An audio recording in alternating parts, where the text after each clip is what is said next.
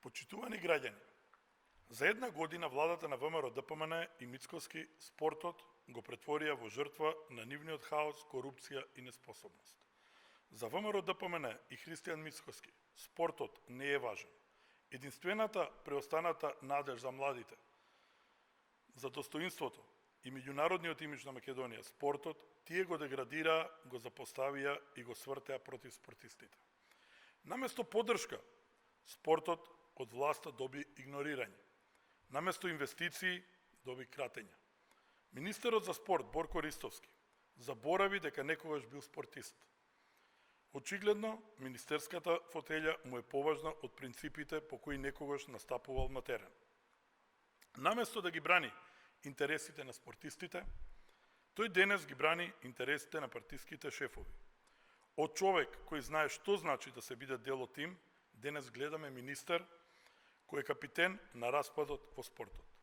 Ристовски ги изманипулира спортистите.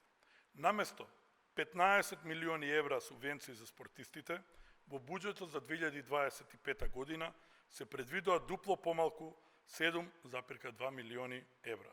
А со ребалансот, Ристовски дозволи уште еднаш да се скрати поддршката на 6,7 милиони евра. Најниско ниво на субвенции за спортот до сега.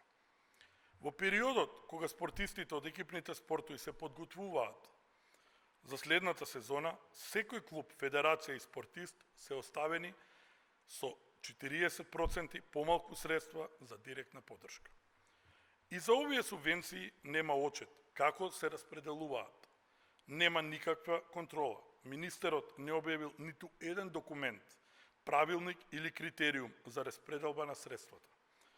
Систем или методологија како се распределуваат средствата.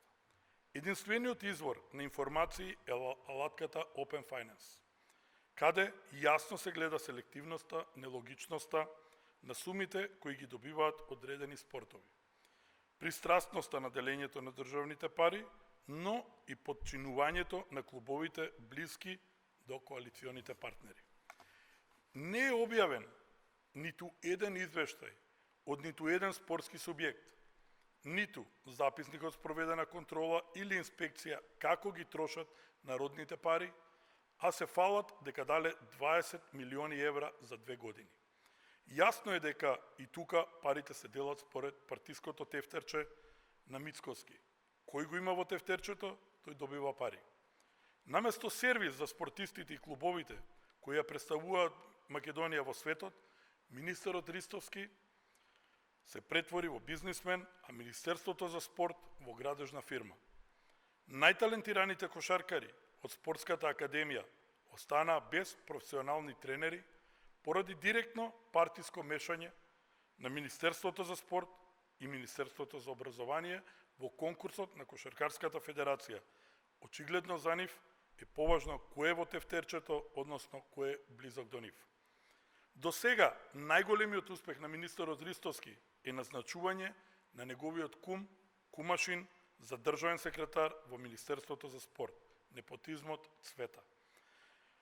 Го повикуваме Државниот завод за ревизија да спроведе вонредна контрола на целокупното работење на Министерството за спорт, да утврдат како се распределуваат државните пари за спортот, на кој начин и врз кој основ и кои критериуми се почитувани при носењето на одлуки за распределба.